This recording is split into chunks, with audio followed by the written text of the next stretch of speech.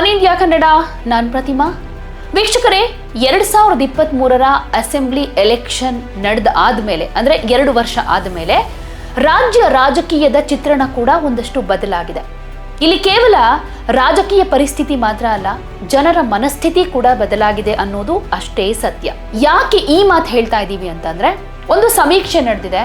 ಸಮೀಕ್ಷೆಯ ಪ್ರಕಾರ state of the mood ಯಾವ ರೀತಿಯಾಗಿದೆ ಅನ್ನೋದನ್ನ ಇಲ್ಲಿ ಪರಿಗಣಿಸಬೇಕು.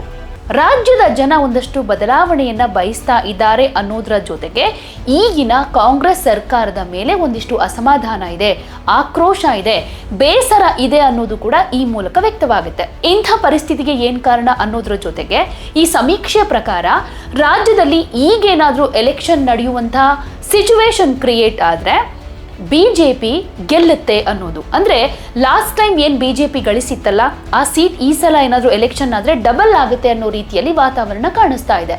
ಇಂಥ ವಾತಾವರಣ ಕ್ರಿಯೇಟ್ ಆಗೋದಕ್ಕೆ ಏನ್ ಕಾರಣ? ಕಾಂಗ್ರೆಸ್ ಪಕ್ಷದ ವೈಫಲ್ಯಗಳು ಏನೇನು?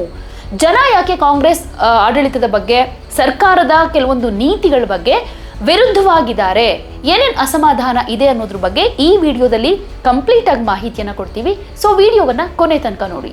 ಪೀಪಲ್ಸ್ ಪಲ್ಸ್ ಕೊಡೆಮೋ ವರದಿಯ ಪ್ರಕಾರ ರಾಜ್ಯದಲ್ಲಿ ಈಗೇನಾದ್ರೂ ಎಲೆಕ್ಷನ್ ಆದ್ರೆ ಬಿಜೆಪಿಗೆ ಬಹುಮತ ಬರುತ್ತೆ ಅನ್ನೋದ್ರ ಜೊತೆಗೆ ಜನ ಯಾಕೆ ಬಿಜೆಪಿ ಕಡೆಗೆ ವಾಲ್ತಾ ಇದ್ದಾರೆ, ಕಾಂಗ್ರೆಸ್ ಕಡೆಗೆ ಯಾಕೆ ಬೇಸರ ವ್ಯಕ್ತವಾಗ್ತಾ ಇದೆ ಅನ್ನೋದಕ್ಕೆ ಸಂಬಂಧಪಟ್ಟ ಹಾಗೆ ಒಂದಷ್ಟು ಅಂಶಗಳು ಇಲ್ಲಿ ಬೆಳಕಿಗೆ ಬಂದಿವೆ. ಕಾಂಗ್ರೆಸ್ ಸರ್ಕಾರದ 2 ವರ್ಷಗಳ ಆಡಳಿತದಲ್ಲಿ ಭರವಸೆಗಳು ಈಡೇರಿಲ್ಲ, ಅಗತ್ಯ ವಸ್ತುಗಳ ಬೆಲೆ ಏರಿಕೆಯಾಗಿದೆ, ಆಡಳಿತ ಸಂಪೂರ್ಣವಾಗಿ ಫೇಲ್ಯೂರ್ ಆಗಿದೆ, ಕಾಂಗ್ರೆಸ್ ಮೇಲೆ ಜನ ಏನ್ ಭರವಸೆಯನ್ನ ಇಟ್ಟಿದ್ರು ಅದೆಲ್ಲವೂ ಕೂಡ ಮುಗಿದಿದೆ ಅನ್ನೋದು ಈ ಸಮೀಕ್ಷೆ ಮೂಲಕ ಗೊತ್ತಾಗಿರೋ ವಿಚಾರ.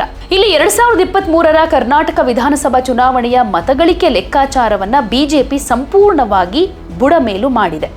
ಬಿಜೆಪಿ ಪರವಾದಂತಹ ಅಲೆ ಕಾಣಿಸ್ತಾ ಇದೆ.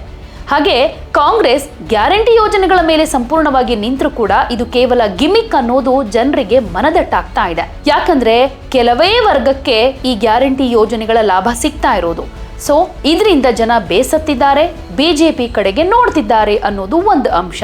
ಯಾಕಂದ್ರೆ ಈ ಗ್ಯಾರಂಟಿ ಯೋಜನೆಗಳಲ್ಲಿ ಗೃಹಲಕ್ಷ್ಮಿ ಯೋಜನೆ ಆಗಿರಬಹುದು, ಯುವ ನಿಧಿ ಯೋಜನೆ ಆಗಿರಬಹುದು, ಅನ್ಕೊಂಡ್ ರೀತಿಯಲ್ಲಿ ಸಕ್ಸಸ್ ಆಗಿಲ್ಲ ಅನ್ನೋದು. ಗೃಹಲಕ್ಷ್ಮಿ ಹಣವಂತೂ 1 ತಿಂಗಳು ಬಂದ್ರೆ ಇನ್ನೊಂದು ತಿಂಗಳು ಬರೋದಿಲ್ಲ. ಸೊ ಗೃಹಿಣಿಯರು ಕೂಡ ಬೇಸತ್ತಿದ್ದಾರೆ. ಇದರ ಜೊತೆಗೆ ಯುವ ನಿಧಿ ಯೋಜನೆಯ ಫಲ ಯಾರಿಗೂ ಕೂಡ ಸಿಗ್ತಾ ಇಲ್ಲ ಅನ್ನೋದು. ಇದರ ಜೊತೆಗೆ ಬಹಳ ಮುಖ್ಯವಾಗಿ ಅಗತ್ಯ ವಸ್ತುಗಳ ಬೆಲೆ ಏರಿಕೆ ಆಗಿರೋದು.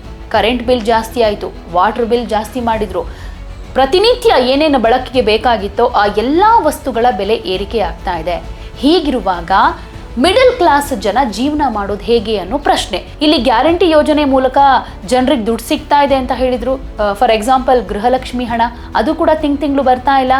ಅದನ್ನೇ ನಂಬ್ಕೊಂಡಿದ್ದವರು ಈಗ ಅದಿಲ್ಲ ಅಂದಮೇಲೆ ಜೀವನ ನಡೆಸೋದು ಹೇಗೆ ಅಂತ ಪ್ರಶ್ನೆ ಮಾಡ್ತಾ ಇದ್ದಾರೆ. ಈ ಸಮೀಕ್ಷೆ ಪ್ರಕಾರ 52% ಪುರುಷರು ಹಾಗೆ 49% ಮಹಿಳಾ ಮತದಾರರು ಕಾಂಗ್ರೆಸ್ನಿಂದ ದೂರ ಆಗ್ತಾ ಇದ್ದಾರೆ. ಮೊದಲ ಬಾರಿಯ ಮತದಾರರು ಕಾಂಗ್ರೆಸ್ ವಿರುದ್ಧ ತೀವ್ರವಾಗಿ ನಿರಾಸೆ ಅನುಭವಿಸಿದ್ದಾರೆ.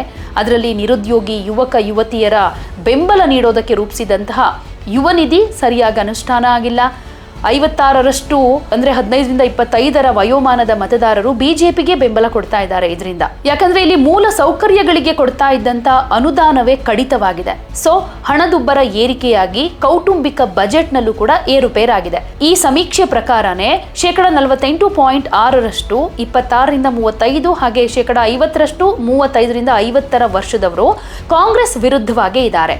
ಇದಕ್ಕೆ ಗಿಮಿಕ್ ಮಾಡೋ ಆಡಳಿತ, ಫೇಲ್ಯೂರ್ ಆಗಿರೋ ಯೋಜನೆಗಳೇ ಕಾರಣ ಅಂತಾನೂ ಹೇಳ್ತಿದ್ದಾರೆ. ಇನ್ನು ಸಾಂಪ್ರದಾಯಿಕವಾಗಿ ಗ್ರಾಮೀಣ ಕರ್ನಾಟಕ ಕಾಂಗ್ರೆಸ್ನ ಕೋಟೆ, ಆದ್ರೆ ಈ ಸಲ 52% ಅಷ್ಟು ಜನ ಬಿಜೆಪಿಗೆ ಬೆಂಬಲ ಕೊಡ್ತಾ ಇದ್ದಾರೆ.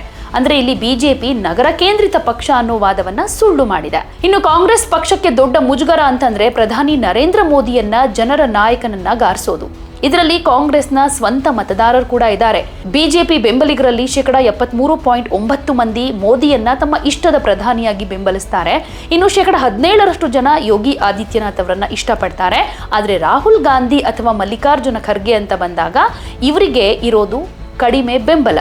ಹಾಗೆ ಕಾಂಗ್ರೆಸ್ ಮತದಾರರಲ್ಲೂ ಕೂಡ 37.8% ಮಂದಿ ಮೋದಿಯನ್ನೇ ಇಷ್ಟಪಡ್ತಾರೆ ಅನ್ನೋದು ಇಲ್ಲಿ ಕಾಂಗ್ರೆಸ್ಗೆ ದೊಡ್ಡ ಹೊಡೆತ ಅನ್ನೋದು ಒಪ್ಕೊಳ್ಳೇಬೇಕಾಗತ್ತೆ. ಇನ್ನು ಸಮುದಾಯಗಳ ವಿಚಾರಕ್ಕೆ ಬರೋದಾದ್ರೆ ಕಾಂಗ್ರೆಸ್ನ ಕುರುಬ ಹಾಗೆ ಒಕ್ಕಲಿಗ ಮತದಾರರು ಕೂಡ ಈಗ ಮೋದಿ ಕಡೆ ವಾಲಿದ್ದಾರೆ ಅನ್ನೋದು. ಇನ್ನು ಕ್ರಿಶ್ಚಿಯನ್ ಹಾಗೆ ಹಿಂದೂಗಳ ವೋಟ್ ಕೂಡ ಹೆಚ್ಚಾಗಿ ಬಿಜೆಪಿ ಕಡೆಗೇನೆ ತಿರುಗಿರೋದು. ಯಾಕಂದ್ರೆ ಕಾಂಗ್ರೆಸ್ ಪಕ್ಷ ತುಷ್ಟೀಕರಣ ರಾಜಕಾರಣ ಮಾಡುತ್ತೆ, ಹಾಗಾಗಿನೇ ಅದನ್ನ ವೋಟ್ ಬ್ಯಾಂಕ್ ಅನ್ನಾಗಿ ಮಾಡಿಕೊಂಡು ಲಾಭ ಪಡೆದುಕೊಳ್ತಾ ಹಿಂದೂ ಹಾಗೆ ಕ್ರಿಶ್ಚಿಯನ್ನರನ್ನ ಸೆಳೀತಾ ಇತ್ತು. ಆದ್ರೆ ಈಗ ಅವರೆಲ್ಲರೂ ಬಿಜೆಪಿ ಕಡೆಗೆ ಮುಖ ಮಾಡ್ತಿದ್ದಾರೆ. ಕಾಂಗ್ರೆಸ್ನ ವಿಭಜನೆಯ ರಾಜಕೀಯ ಮತ್ತು ಬರೀ ಘೋಷಣೆಯ ಜನಪ್ರಿಯತೆಯನ್ನ ಜನ ತಿರಸ್ಕಾರ ಮಾಡ್ತಿದ್ದಾರೆ. ಇನ್ನು ರೈತರಂತೂ ಇದನ್ನ ಗಂಭೀರವಾಗಿ ಪರಿಗಣಿಸ್ಬಿಟ್ಟಿದ್ದಾರೆ. ಬಿಜೆಪಿ ಜಾರಿ ಮಾಡಿದಂತಹ ಅನೇಕ ರೈತ ಪರವಾದ ಯೋಜನೆಗಳನ್ನ ಕಾಂಗ್ರೆಸ್ ರದ್ದು ಮಾಡಿದೆ. 4,000 ರೂಪಾಯಿಗಳ PM ಕಿಸಾನ್ ಬೆಂಬಲ ಯೋಜನೆ, ರೈತ ವಿದ್ಯಾ ನಿಧಿ ಸೇರಿದ ಹಾಗೆ ವಿವಿಧ ಯೋಜನೆ ರದ್ದಾಗಿವೆ. ಇದರ ಪರಿಣಾಮ ಕೂಡ ಗಂಭೀರವಾಗಿ ಕಾಣಿಸ್ತಾ ಇದೆ. ರೈತರ ಆತ್ಮಹತ್ಯೆಗಳಲ್ಲಿ ಏರಿಕೆಯಾಗಿರೋದ್ರಿಂದ 54% ರೈತರ ಮತಗಳೆಲ್ಲ ಬಿಜೆಪಿ ಕಡೆಗೆ ವಾಲ್ತಾ ಇವೆ. ಗ್ರಾಮೀಣ ಕರ್ನಾಟಕ ಈಗ ಕಾಂಗ್ರೆಸ್ನ ಜನಪ್ರಿಯ ಕೊಡುಗೆಗಳ ಮೇಲೆ ನಂಬಿಕೆ ಇಟ್ಕೊಂಡಿಲ್ಲ. ಇದರ ಜೊತೆಗೆ ಕರ್ನಾಟಕದಲ್ಲಿ ಜಾತಿ ಗಣತಿ ಆಧಾರಿತ ಮಾಸ್ಟರ್ ಸ್ಟ್ರೋಕ್ ಕೊಡೋ ಕಾಂಗ್ರೆಸ್ನ ಪ್ರಯತ್ನ ಮಾಧ್ಯಮಗಳ ಮೂಲಕ ಗಣತಿ ಅಂಶಗಳು ಸೋರಿಕೆ ಆದ ಮೇಲೆ ಅದು ಎಷ್ಟರ ಮಟ್ಟಿಗೆ ಫೇಲ್ಯೂರ್ ಅನ್ನೋದು ಕೂಡ ಗೊತ್ತಾಗ್ತಾ ಇದೆ.